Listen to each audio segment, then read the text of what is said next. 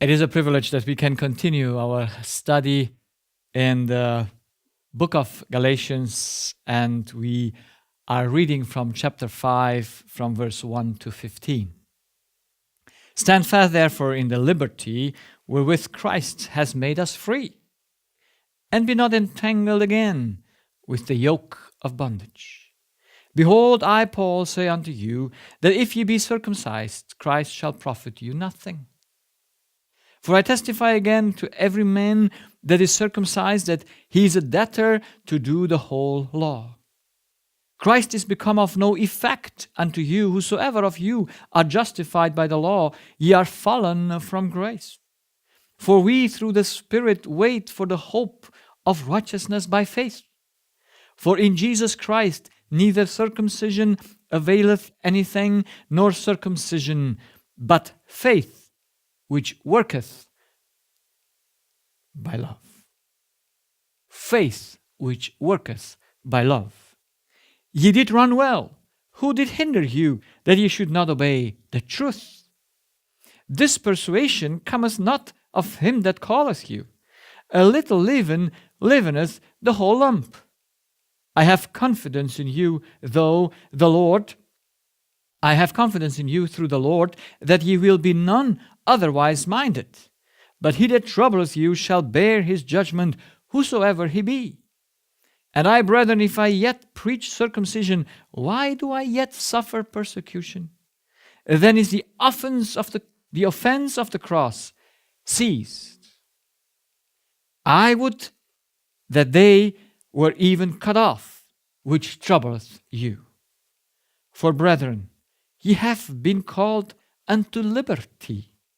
Only use not liberty for an occasion to the flesh, but by love serve one another. For all the law is fulfilled in the word, even in this: thou shalt love thy neighbor as thyself. But if ye bite and devour one another, take heed that ye be not consumed one of another. We know that in the churches of Galatia, there is this fight. There are people who came in and say, we have to do this and that. And the fight of doctrines is something very usual among Christians and among probably other religions as well. Because it's in the nature of man, in his error, in his selfishness, to fight against each other. But this comes because the law of the Ten Commandments, the fundamental law of all beings, is not our law, our conduit of life. So Paul here says the law is fulfilled in one thing, in one word: love thy neighbor as thyself. And he points to the second table of the law. But he knows that the second table of the law is just the proof that the law is fulfilled. Because that love that you need to give to your neighbor, you need to take from God. Because there would be no fight among us if we would take love from God only. If God would be the point of our orientation, we could live at peace with everyone among us, as far as it is possible from our point of view in this sinful world. Yes? But we would be indeed loving. And love is liberty. Whoever is in love is in liberty. He does not commit a sin. He does not break the law. Who can love his neighbor as himself, who does not bite and fight with him, who has not that thing among us. But Paul says, brethren, don't go back to the ceremonial law, to the circumcision. So God added, as the circumstances needed, an additional law, the ceremonial law and the circumcision law. And it was added to show humanity its failure, to show that something is wrong in them. It was given to Adam and Eve even in paradise. And one understood it. Abel understood that something is wrong in him and that needs to die. And he brought that sacrifice, but Cain didn't understand it. And God could not help him much, even though he did everything. He even sacrificed Abel to open up the eyes of Cain. But it was without result, without good result. The tabernacle and the temple service were there to show humanity that they are prisoners, that they are captive. Then God gave the circumcision to Abraham because he failed in his heart obeying God. He obeyed his wife, exactly like Adam.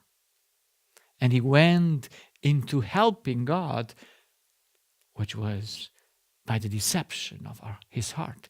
It was a sign of his captivity, a sign that he was not free.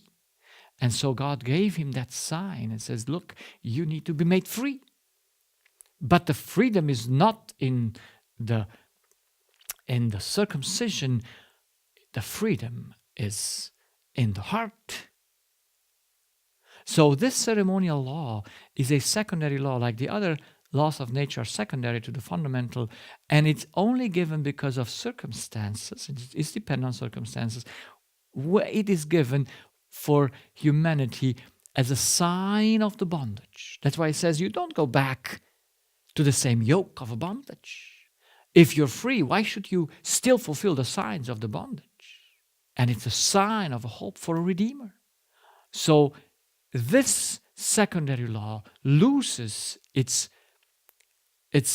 function in the moment it is not anymore necessary.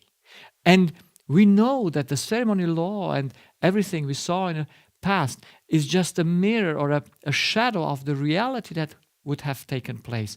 And so when the reality started, when Jesus said it is finished, it was over with the ceremonial law. And Paul says it very clear. If you just go to circumcision or keep any kind of a feast, then you need to keep it all because it's a package. It's one thing.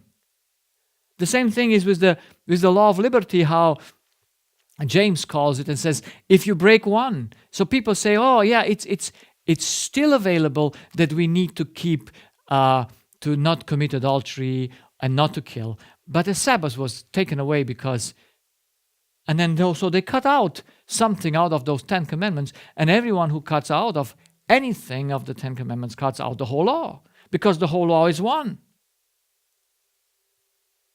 So if you circumcise, you need to keep everything, not just thinking you can go by this.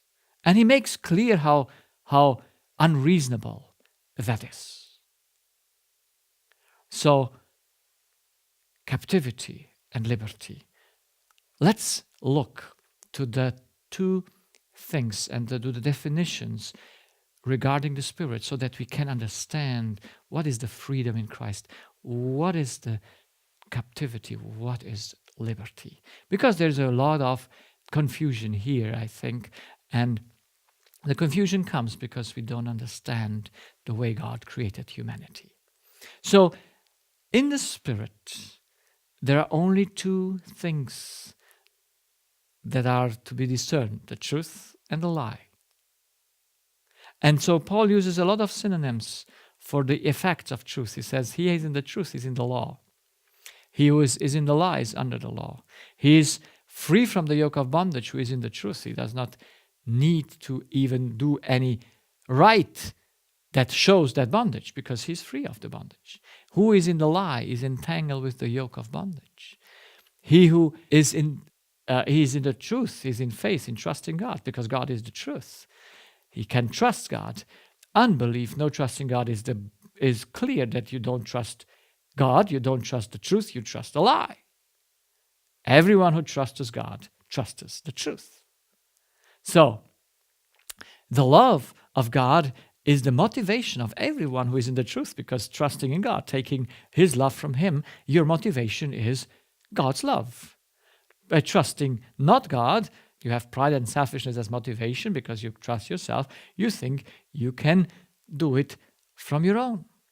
you're in the lie. In the truth, you are in the Spirit.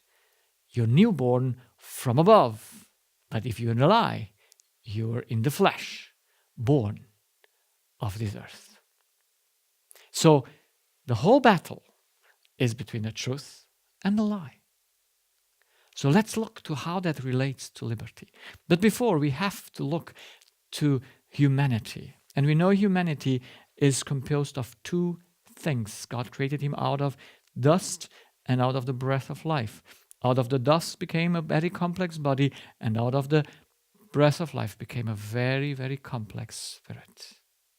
And they are connected together in the soul. So the two connected make the soul. Because the body has no life without the spirit, and the spirit has no life without the body. So they only can work together. All that function of spirit and body only possible when connected to each other in the soul. The Bible says when they separate, you have two items that have no function. You have the earth that has no function in this way, and as a human, and the spirit has no function anymore as well, because he becomes the breath of life. So the one returns to dust and the other one returns to God. Nothing is lost, but it's not anymore a soul. Life is gone. So let's look to these major differences. Even though they are one in the soul, there is a major difference between the spirit and the body. The spirit he can act for himself. Only the spirit needs liberty. There is no liberty for something that is physical, because it obeys only commands. This item has no need for liberty. So the spirit can only act for himself. He can never be forced to act. His obedience is only his action. No one can force him to obey. The body can only be forced. He does only what anyone says to him. Only the spirit can think, see, hear, feel, taste, smell, and decide. But of course, he's dependent, and the body gives him that information through the eyes, nose, throat, and as we know it. But the body has no spiritual capacities. The brain can never think, feel, or decide. He just transmits. Only the spirit can move the body. The body can never move itself. There is no capacity in any physical thing to move itself. So only the spirit has a capacity to have a relationship with God, because he can think, he can know. But he needs his brain to do it, because he has there to store and pass on the information.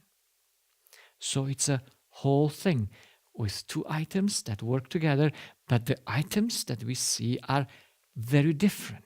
The one has some capacities, the other doesn't have them. And so the captivity or liberty is not in the body. It's just in the spirit.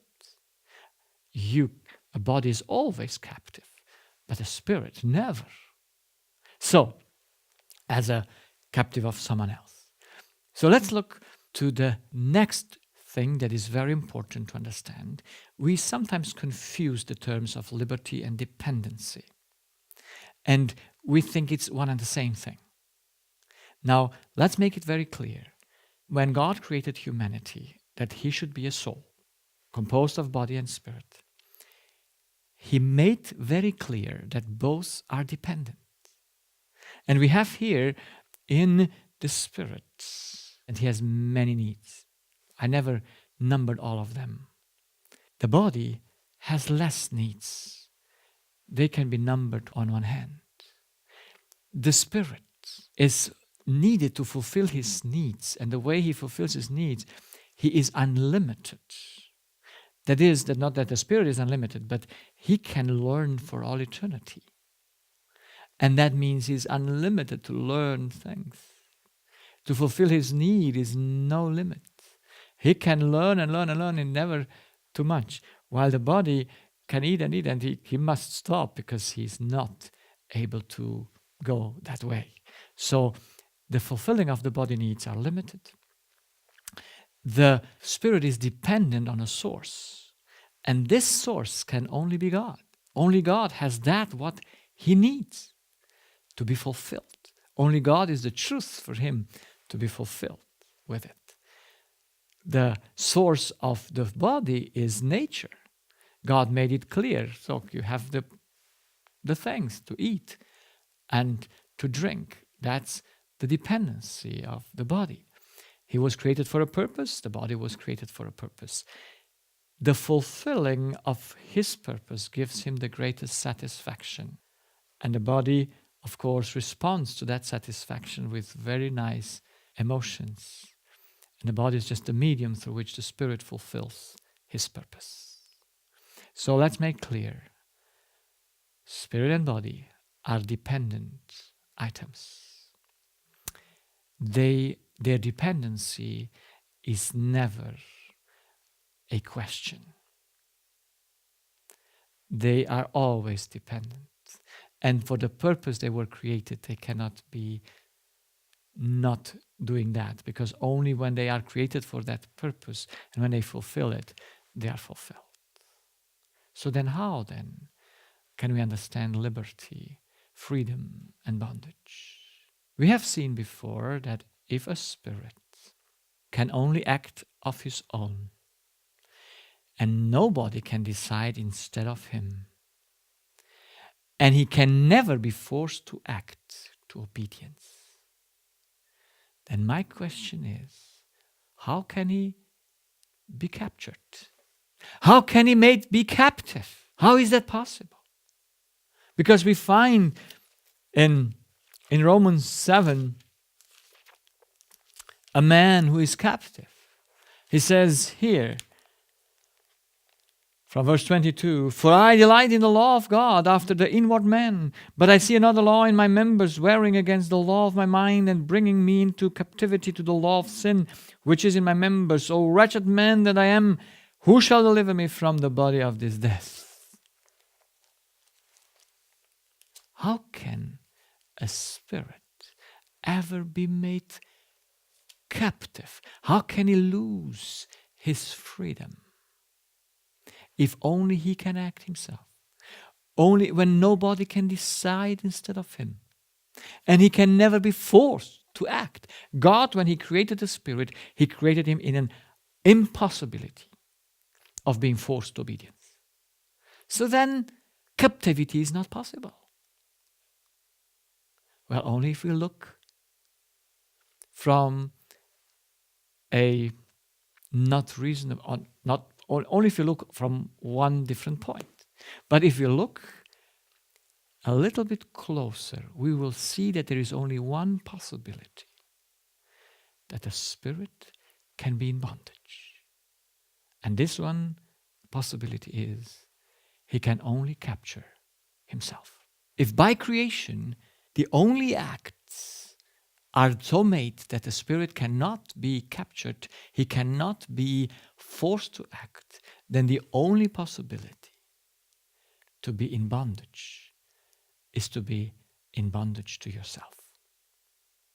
I mean, you take yourself in bondage. How? How is that possible?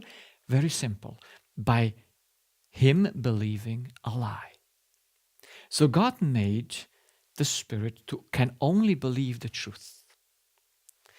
But not taking any more from God as the living source of truth. He believes a lie. And believing a lie, he is captured in himself. You see, Jesus was talking to the people in John 8 there in the temple, and he said to them a very important thing. He says from verse 30, as he spake these words, many believed in him. Then said Jesus to those Jews which believed on him, if ye continue in my word, then are ye my disciples indeed. And ye shall know the truth, and the truth shall make you free. So they were captive. They were captive in themselves. But the problem is with the lie in us is that we don't see it as a lie. We don't see that we are captives. Then answered they, We are Abraham's seed, and were never in bondage to any man. How sayest thou, Ye shall be made free? And Jesus answered them, Verily, verily, I say unto you, whosoever committeth sin is the servant of sin. And the servant abideth not in the house of forever, but the Son abideth forever. If the Son therefore shall make ye free, ye shall be free indeed.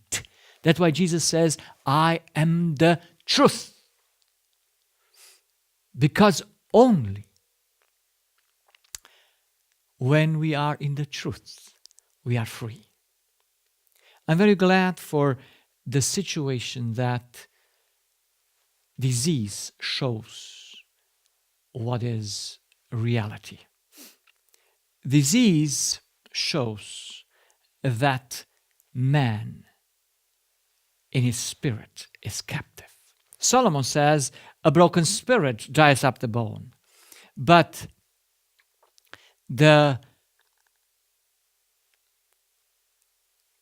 why are you broken? You're broken because you are in bondage. I have this case in my practice just recently, a 49 years old man, he's professor. He's highly educated, but he's in total burnout. He can't do nothing anymore. He's now in treatment. Why? Because 8 years ago, his little girl, 6 years old, was caught by a car in front of the house and killed. And he says, I can never return back in my thoughts. I never can look to be like before that date. He lost a few years later his ability for his sexuality. He loses his eyesight. He loses his hearing. His body is going down step by step. Why? Because he is in bondage. He is in a situation where he takes himself captive. It's no one that takes him captive. It's himself only. So, through disease, we can help people to see that they're in captive. Jesus had the Jewish people and they said, oh no, we are not captive. But he demonstrated them, and you read the whole chapter, he says, you are captive of a lie, and you are captive of your father, the devil, because he's the originator of all lies. Our captivity is only possible when we believe something that is not the truth. So let's look how that was with the devil. Why did Lucifer, or how was the fall of Lucifer? Lucifer was the first of God's creation. But sometimes, because God put everything there on him, he thought that those things he has are his own. He became slowly possessive. You see, if this gentleman would not think that it's his little girl that died, but it was God's girl that died, that he would have compassion with God. He would have compassion with that girl. But in the deception of his mind, his whole compassion is upon himself. But he does not realize that. But he's broken in his self-deception. And so possessivity is the cause that we are going into disease. If we would know that that's not ours. So possessivity was the first thought that came unto Lucifer, that he said, I am so well made, this is all mine. But God made him clear as he went on into his own thoughts, in his own spirit, and says, look, you're going in an error. You deceive yourself. And he gives Lucifer a choice to not go further on that way. But Lucifer, in spite of that, he goes further. But God takes now another instant. He reveals even more truth about himself, showing that he's on a wrong way, but the devil becomes unintentionally evil. He continues. And he continues, and God takes all resources that he has, and he takes the last resource of discovering the whole truth as it is, as he can be. And the devil looks to the truth. He sees that he's wrong. And in spite of that, he becomes intentionally evil. That means he thinks he can be a concurrence. He can be God as God is God. So he becomes a total bondage in his own error, in his own self-deception, thinking he is God. Who took him in bondage? Only himself. Could God help him? No. God had no access to him except through reason, except to show him the truth. And showing to him and say, look, if you are going to believe this lie, you're destroying yourself. And I will not be able to help you. Because the only means I have is the truth. And if your spirit decides to believe a lie, he takes himself captive. And the result of it will be death. So the devil, after he fell, after he went to that point of no return, because God could not save him. He could see his error, but he cannot change it. God cannot free him. There is no means to regain the trust, because God did everything. All the way he could discover himself to Lucifer was there. All the truth that he could discover to him, that he is himself, was available to Lucifer, and he decided. So God had no means to regain his trust. Trust in God was never possible for Lucifer anymore, because he now trusted himself. He now thought that he knows everything better. And redemption at all cannot be possible anymore for Lucifer, because this could only be done by him accepting the truth. You see, in this process, he could return by accepting the truth and seeing his own error. So, you see, if only the Spirit can act for himself, if he never can be forced to obedience, and that's a fantastic construction of God, it shows how he is. It shows how he is.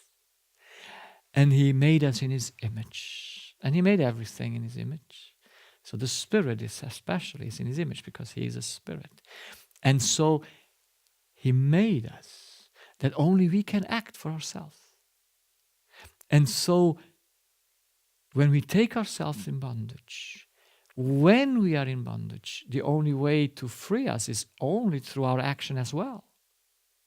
But for that, God needs to bring in front of our spirit, our spiritual eyes, the truth, so that we can say, oh, yes, the truth is better than the lie. But if that's not possible, no redemption is possible. And for Lucifer, every means that God has were gone. I don't know how to say that in English. They were exposed to him. There was nothing that could regain his trust in God again. Now let's look to Adam's fall, bondage, and deliverance. That's the good news, no? Adam was free in the truth when he was created. He had no lie in himself. He had full knowledge and full capacity to choose. God gave him only one thing: not eat from the tree. We know from which tree. All other trees are free, but the tree of knowledge of good and evil, don't eat it. He has the full choice. He is in no pressure. He knows exactly there's only one thing that can be wrong in his life, and that is to eat from that tree. And as long as he does not eat, he's free. He remains free in the truth.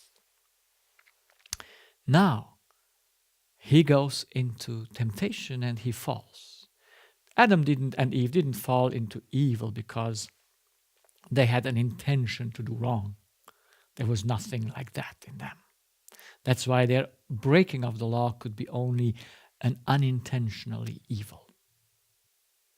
It could not be an evil unintentional, even though it was done by full knowledge. It was a full mistrust in God. They thought that maybe God isn't, was like they were thinking, and so they did the evil unintentionally, and by that they became prisoners. Who took them prisoner? They themselves. The devil had no access to them. If Adam would not have believed Eve, if Eve would have not believed the serpent, tell me how much problem would we ever had? No problem. So, but they took that idea that the devil instigated in Eve and says, you will be like God, knowing everything, the good and the evil. And God said, look, evil is only when you eat from the tree. If you don't eat, you don't need to know evil. Evil will not be your experience. And they did know that it's evil to eat, but they did not know the deception, even though God, the angels spoke with them and gave them the instruction about the danger in which they are. So, however, they fell. And now they took over the self-deception of Satan.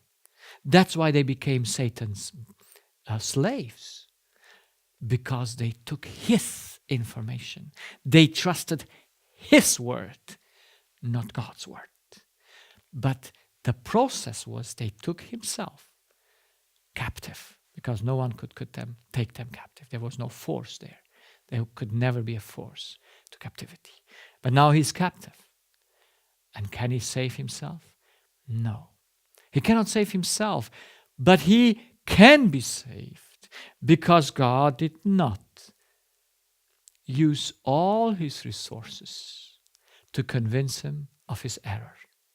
God didn't expose the whole truth to him yet. So there was a chance, under certain circumstances, we will see that Adam and Eve could be delivered from the bondage they were in now, a self-bondage. They took themselves bondage, believing a lie. And so he gives them a promise of a Redeemer. They cannot save themselves anymore. But without them, they also cannot be saved. That's why the Redeemer must become human. He must become Adam. Because no one can come into his spirit except he himself can change the thing. That's why the Redeemer must become Adam, that he might change the error. That because it can only be changed from inside the spirit, never from outside. See, if we understand the construction, we understand the high difficulty of the plan of salvation and how much it costs God to bring man again back. It's only possible to a Redeemer through the faith of Christ. It is possible that I, or Adam, should become free again, and he can become totally free. If he really got free, I don't know, but Adam could go the steps to total freedom again. That is a way to go, it's clear. And we will see it a little bit closer as well. Because from error to go back to the truth takes a very strong battle. Because the truth and the error at a certain point, we don't see that as an error. We don't see what we do is an error, except when we get sick. Then we see, oh, I'm in error. My spirit is in bondage. Then we can understand it. Before we might think we are very free. You see, one of the greatest problem in the proclaiming of the gospel of today, that people, and we preach the gospel to people that we think are free to choose. We will see they are not. If they would, why would they need a Redeemer? The choice only comes through the Redeemer. So, let's see and conclude Adam's fall, bondage, and deliverance. Adam can see his error but cannot change it. We see it. Paul could see his error, but he could not change it anymore. God can free him because Adam does not fully know the love of God and the truth of God. That's why Jesus says, I am the truth, the way, and life. It's all a synonym for love, for who God is. The Son of Man needed to become man so that we could see the truth, so that we can believe it. So God didn't lose all his resources for us to be free. So he sent Jesus where he discovered his whole truth. But trust in God is only possible when the error is recognized. When I cannot prove to this my patient that he takes himself bondage because he has an inherited error from his father Adam, he will never be able to have a choice to trust God again. Because he does not trust God. He cannot trust God. He is in bondage. He is unable to free himself from the situation he's in. And only when he sees the error. That's why we need the law.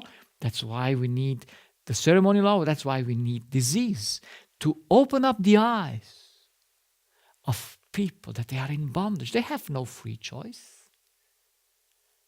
They have no free will. They are the servants of a lie. By this, the servants of the devil, because they go after him. Their trust is in a lie. And they must trust because they cannot act without trust, so they trust a lie. If they would trust the error, they would be free. So it's only possible that I can be delivered, or anyone can be delivered, when he sees that he is in bondage. He must recognize the error of his heart before.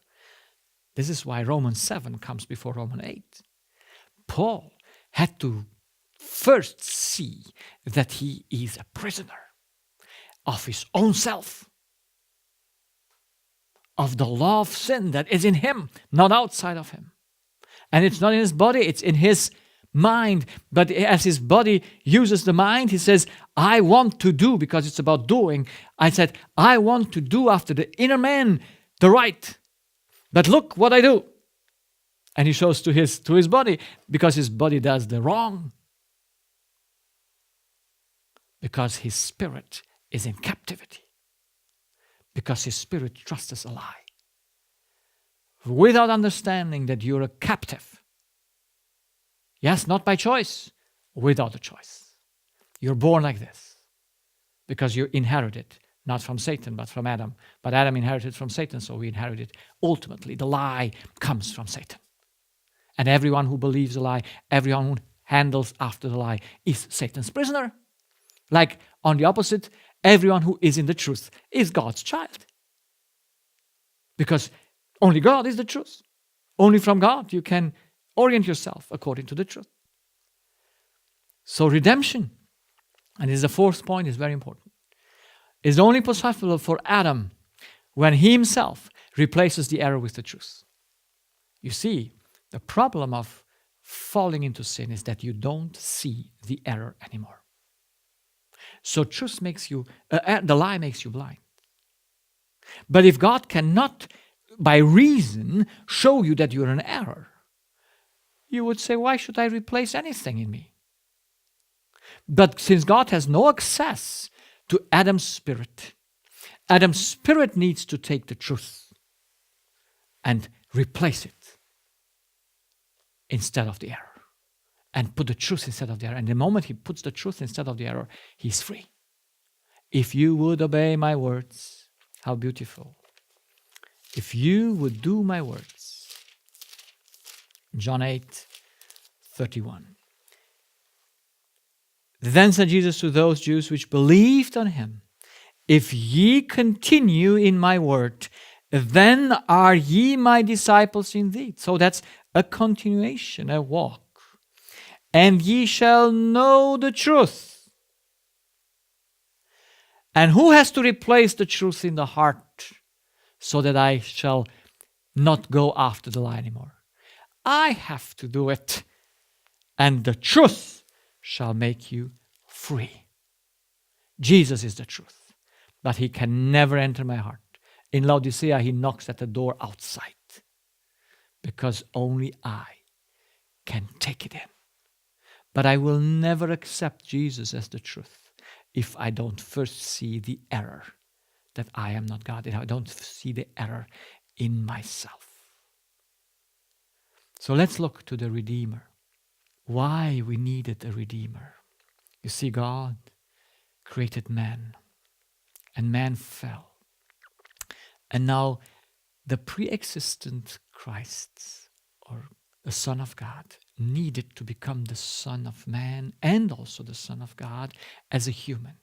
He let aside his divinity. Because if divinity is the cause and we are the effect, God can never become the effect except he puts away the cause. They are never one. So this is the first difficulty. Jesus had to, or the Son of God, had to put away his divinity. And he veiled it in humanity. But when he was born, he was full human and full God. That is, his God that was there, present, but it was never in action. Because he had, as a human being, as Adam, he had to fulfill the liberty. So this is why he must be born from Mary. And he must be born from his father as a human. Because he must have these two elements. Yes, the body is one, but he's from the father half and from Mary half. He has a spirit, and even the Spirit of Christ was half from his Father with the divine nature and half from Mary with the sinful nature. Now this is important to understand. He must become a spirit of man, that in himself he takes away the bondage. Because from outside, salvation is not possible. Because there is no way to enter the Spirit the way God created him. So it is so nice when Ellen White says, until Christ incarnated, God communicated with humanity through Christ. But now he communicates with humanity in Christ. Because you see, we are one life. We all come from Adam. And everyone who is in this life is Adam's life. And Jesus became Adam. He became Adam's life. He took only the half of it from Adam as an inheritance. Because if he would have taken all, freedom, liberty would not be possible. Because we are born in this error without a choice. But Jesus is born into this world from the beginning with a choice. Similar to Adam before he fell. But he took over sinful nature because he came to save Adam's sinful nature. He came to put on the cross the error of Adam after the fall.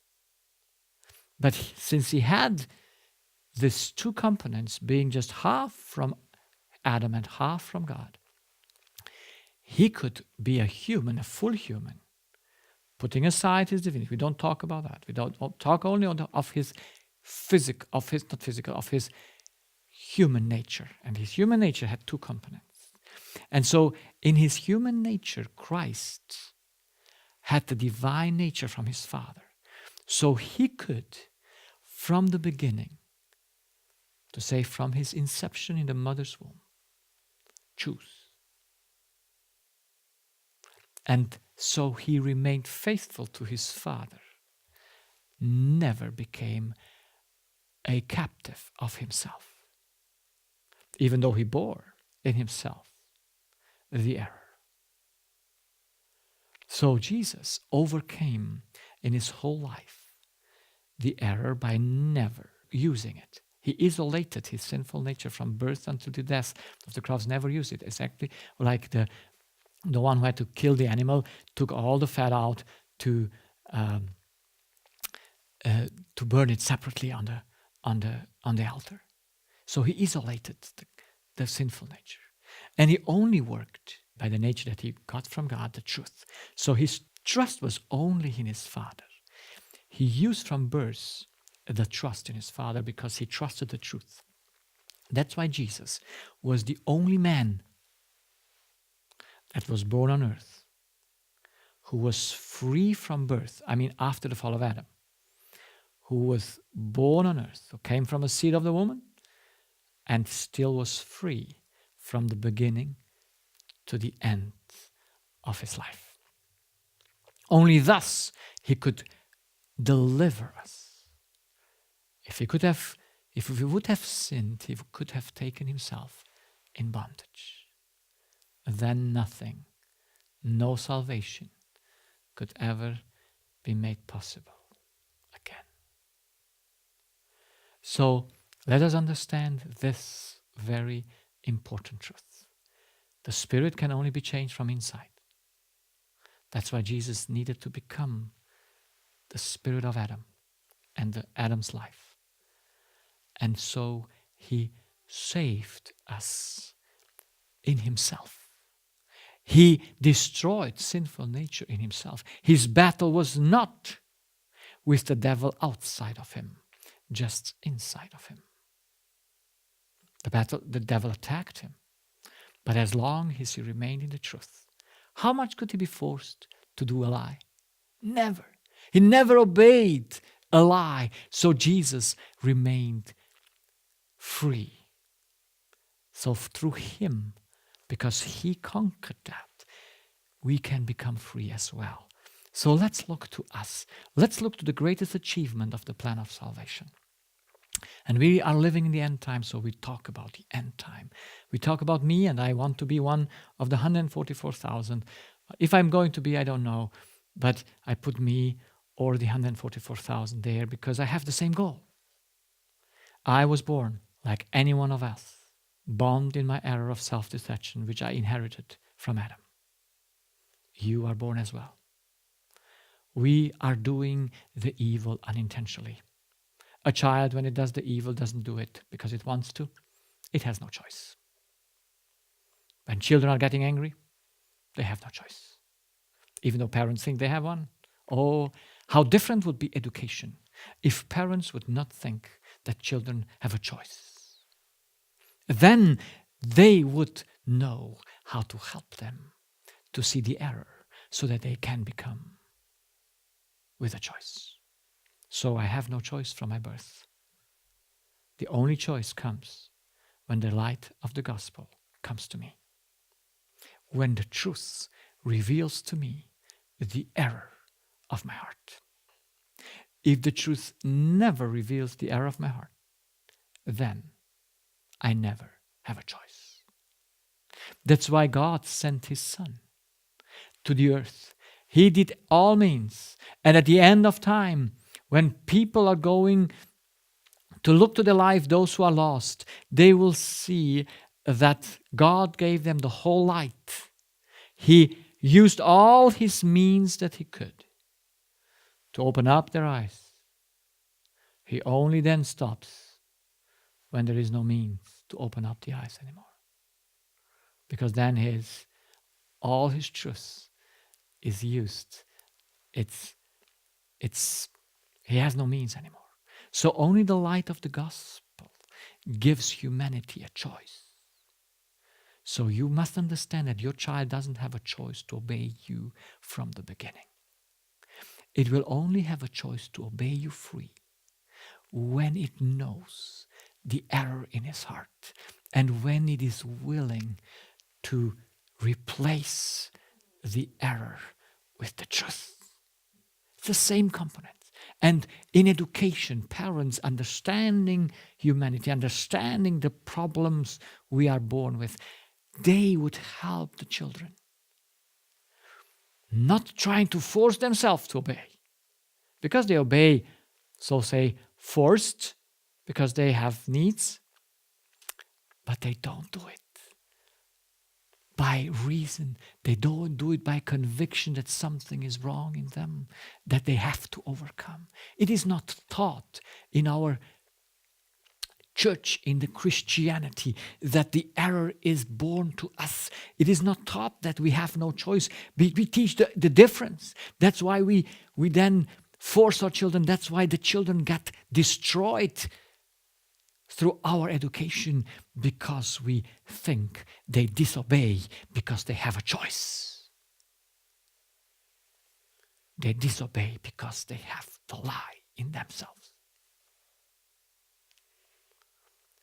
So the choice only comes when we see the truth, because only the truth can make the light to see the error. You see, this gentleman who comes to me, he does not know that he has no choice.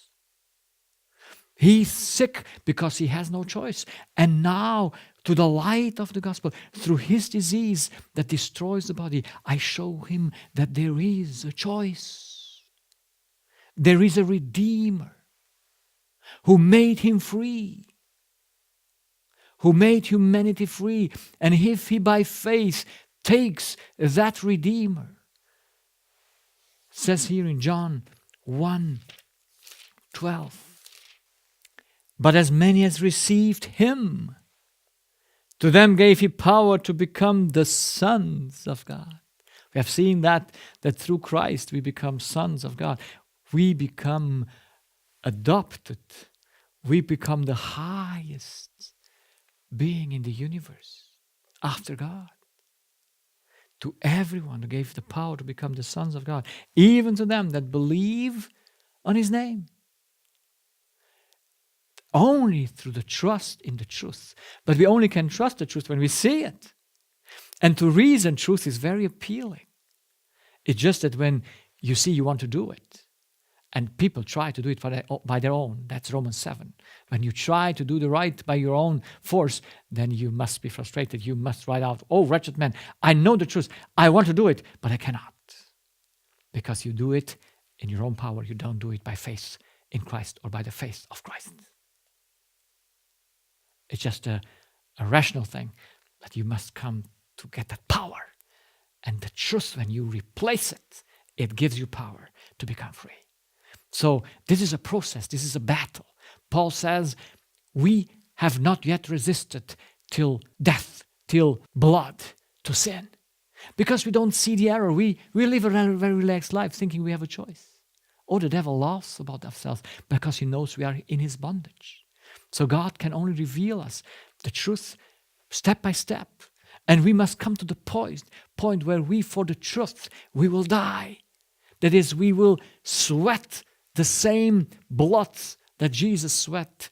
I mean, in the experience, we will have the same kind of experiences in our battle with ourselves. That will never make us sick. When we battle, when we fight the error in us. So we must go through that battle because God has a plan with the 144,000.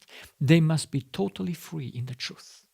You see, the greatest achievement of the plan of salvation was not that Christ was born with a choice and he remained free all his life. That is not the greatest achievement of the plan of salvation, because if it would be, it would have been an end after he resurrected and the second Adam was created. Why are we still here? Because the plan of salvation must not achieve just that one person should be freed, so that one man, but the descendants of Adam, which are multiple persons, but they share one life. There must be a number that God set for himself, or he set it for the universe. One day we might know more. But this number is fixed, 144,000. No one more, no one less. Jesus came to have 12 disciples, not 11 or not 13. It was just 12. He wanted to have 12 tribes, not 11, 12. That's why when one tribe fell apart, when Dan fell apart, he took Manasseh instead of Dan and put him there so that the number of 12 should never change. So, the greatest achievement of the plan of salvation is the total freedom of the 144,000. You see, they must have a faith like Jesus, of Jesus. And we read it here in Hebrews chapter 11. At the end it says, verse 39, and these all, having obtained a good report through faith, received not the promise. And 40, God having provided some better thing for us, that they without us should not be made perfect. So, since we all share one life, this life must be at least 144,000 in one generation. That is, when Jesus Christ comes back, he must have a people that are perfectly free, that do not believe the lie. And they became free because they implemented the truth from Jesus. His life became their life. This is his work in the sanctuary. Why is he working in the heavenly sanctuary? Except for the reason for this 144,000. Because in the 144,000, God will enlighten the whole world. They will be the fulfillment of the promise, in you shall all the nations be blessed. Because they will proclaim the message. Not only them, but them, they will have that power because they are free totally. There are other people who proclaim the message, but they are not free. But these people are totally free. And I want to be among them. You see, friends, there is one thing that I would desire. It is to be free. And I want to never lie to myself anymore.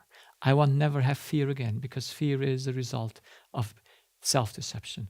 I do not want to be broken again, because brokenness is a fear, is a result of a deception. I want to be a spirit, a soul, so to say, a soul in which the spirit is free, and that as a result the body will be healthy. Because of a bondage spirit is the cause of a diseased body. This is why health could help us to proclaim the gospel in a speedily way. Open up the eyes of the humans that they have no choice until they see the truth. Then they become with a choice. Because a choice is only possible through Christ, through the Redeemer. Here we would have no choice anymore. So, I know, this is my faith, that there comes in his plan, God knows the day and the hour, when I will have done my last self-deception. That is when I have done my last sin. When I the last time listened to a lie that I took from the devil. And when that last time has come, from that time, he will say, now you're free. Now you have a choice for anything. But tell me, friend, will I then go back in bondage again? When I fight it a lifetime or many years for this precious thing to not take myself any more captive, will there be any desire in me? Could God, the devil, bring any allurements? Or would any pressure from outside come to me to say, go back to the bondage? Go back to believe a lie? I tell you, God will prove with the 144,000 that they will be pressed from the humans, from the devils, and from God forsaken, so to say. And they will say, we cannot change ourselves. The truth has become so precious to us. There is nothing in me. Like Jesus said when the devil came, there's nothing in me that resonates with lie, that resonates with the devil, the author of the lie. Nothing in us that will ever desire again to go back. Now, God freed me from many things in these 14 years that I walk with him, and I would never go back to do those things again. Why? I want to be free forever. Now I know that that's a battle. It's not one at once and then you are. That's why God has given us the time in our lifetime to go through this direction. And I believe, even though I don't see how, that the day comes where I am free.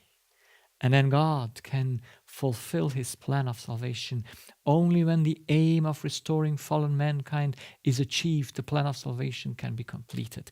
You see, what needs to be completed in the plan of salvation is the reachment of a free spirit. That means that free spirit is totally in the truth. That means he trusts only God, because only God is the truth. Only then the plan of salvation is achieved, because Jesus trusted God perfectly. That's why he could redeem us. And only the 144,000, they will prove one people at one time. They all will be going through a similar experience, and they all will prove that man was set free.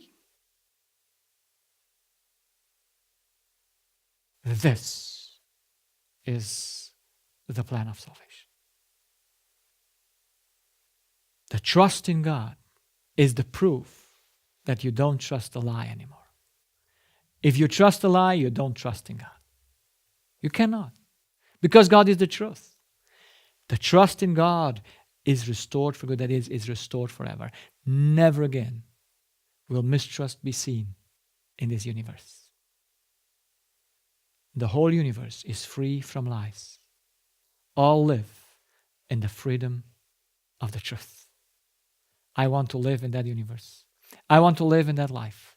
But even until then, this is my prayer and my fight, to become free here through the divine nature of Christ. That is his divine nature that he took from his Father, that I can take from him through his Spirit. So through the Holy Spirit I can get the life of Christ, which he takes from Christ and gives it to us. And this life of him should be mine. And I don't want to stop here, even though stopping here might mean salvation. Most people stop somewhere on the road.